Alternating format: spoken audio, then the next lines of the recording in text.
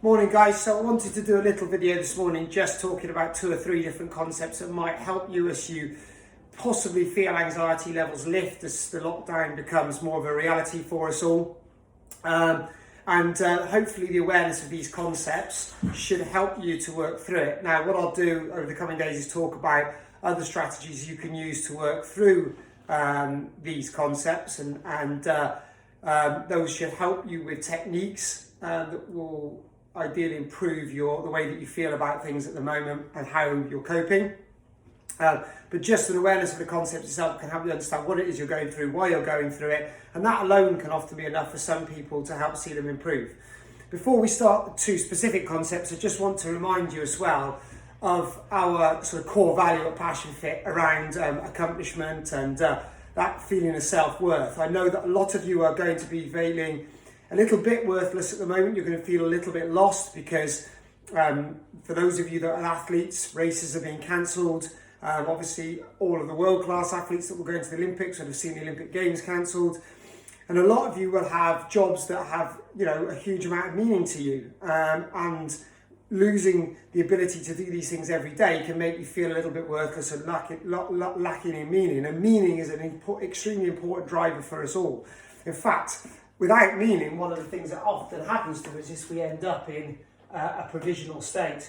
I've talked about this this morning on my own video, and a provisional state is one where you don't know what is, effectively what the end of the situation is going to be, or whether the situation is ever going to end. So the thing about a situation like lockdown is that we don't know when it's going to end, and we don't know for certain if it's ever going to end, or if things are ever going to return to the normal that we previously familiar with. So provisional state's extremely difficult to deal with, and that's the situation that we're in at the moment, and that's what we face. And in a provisional state, you can often lose your sense of meaning. And meaning is fundamentally our key driver in life. It's the thing that gives us purpose. Deep down inside us is what we all really strive to find through life. And some people find it through their families. Some people find it through being parents. Some people find it through their professional careers. Some people find meaning through their sport. And a lot of people have had that taken away from them. So it's really important for you to find new meaning to help you come out of this provisional state. But remember, and what we talk about at Passion Fit all the time, is that whatever the situation that you're in, nobody can ever take away your ability to choose your attitude and ideally choose your mindset. Now, I'm not saying that's easy. I'm not saying it's easy to choose a different attitude or easy to choose a different mindset, but no one can take that power away from you. You always hold that power. So you can choose. And that's critical in what's coming over the next few weeks, guys. It's not necessarily what you're going to be feeling. Sometimes you're not going to be able to control what you're feeling, but how you deal with those feelings is going to be critical. And you do have the power to make those choices. Like I said, it's not necessarily going to be easy, and some of the things that we'll share with you might help to make it easier, but you still don't lose the power. That never goes away. Okay, so what we're going to talk about this morning is 2 concepts. So the first of all, and hopefully you'll be able to see all this on the board. The first thing that we're going to talk about is a term that a friend of mine who's ex-military introduced me to. So you can't see me very well in the picture here, so hang on, let me just move that over a bit. So it's a term that a friend of mine who's ex-military introduced me to, and it's a really good way of explaining what you're feeling. So V stands for volatility. Forgive me if I spell things wrong. I'm not very good at talking, thinking and writing all at the same time.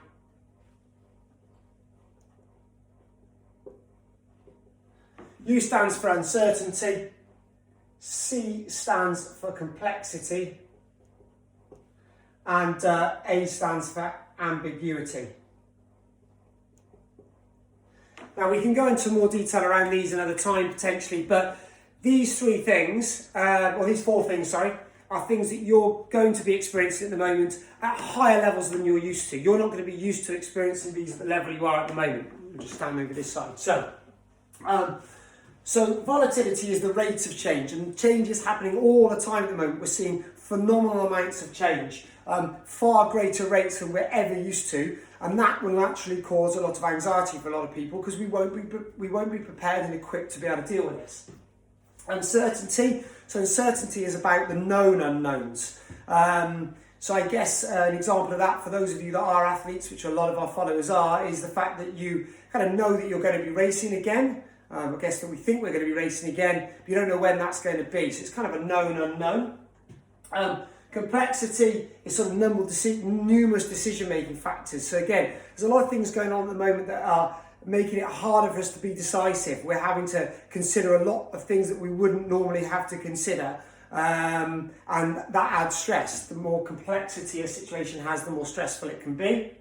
And ambiguity, this is your unknown unknowns. This is not knowing about the future. So for example, or what the future is even going to be. So, example is that, as athletes, it might be that we don't even know for certain if we're ever going to race again. We probably are, but it's not guaranteed. Not as guaranteed as it was a month ago. So these 4 things all create stress. Now, different people cope with these things in different ways and with different levels of competence. For me, I'm really poor at dealing with uncertainty and ambiguity. I don't like uncertainty and ambiguity. I'm a planner. I'm somebody who likes to think ahead, likes to be proactive. I don't like sudden change, for example, and I don't like not knowing what's coming. I like to know what's coming and being able to plan for that. And a lot of the time I even plan for things that may not happen. So for example, I have lots of strategies in the back of my mind around injury, etc., what do I do? So when those things happen, even though they create some uncertainty, ambiguity, I'm kind of ready for them. This situation that we're in, I wasn't ready for, not really. I had a bit of a luxury in that being out in Lanzarote for a week before UK lockdown, we were on lockdown there, giving me a bit more time to adjust, be more ready for the UK lockdown, but I wasn't ready for this. And I'll be honest, and I mentioned this on a personal video this morning, the uncertainty, ambiguity is really freaking me out. It's thrown me off, and I have been finding it difficult to deal with that. Weirdly, the volatility, the rate of change, and the complexity of our situation, I haven't got a problem with at all. That I'm coping with okay, but other people aren't. So we all have parts of this that we deal with better than others. And what we need to be doing at this time, and I guess there are more detailed ways of dealing with each of these types of things, and we perhaps covered that off in another video, so that the skills that you need in each of these areas to deal better with them. But simply, if you can reduce the experiences of these 4 things in other areas of your life, you're going to cope a lot better with the pressure that's been forced upon you. So try to reduce these things in other areas. Try not to add additional VUCA. We have a real good habit of doing that in life. If you can make sure that you don't add additional VUCA to your life, that would help you considerably. So, for example, if a friend of yours asks to come over and visit you, say no, because if you say yes, it's going to increase your VUCA level, because you're not going to know if that person is carrying COVID-19. There's going to be a lot of uncertainty. There's going to be complexity around the decisions you need to make around whether they should or shouldn't come. If they do, what precautions do you take, etc., etc. So guys, try to make sure that you don't add additional VUCA at this time, VUCA that you don't need. And that was one of the reasons why I've recommended to our athletes, for example, they don't cycle outside. Cycle indoors adds some VUCA, but a lot less than possibly the level of VUCA that cycling outdoors could at this particular moment in time. Okay, so there's that model. Right, let's rub that off.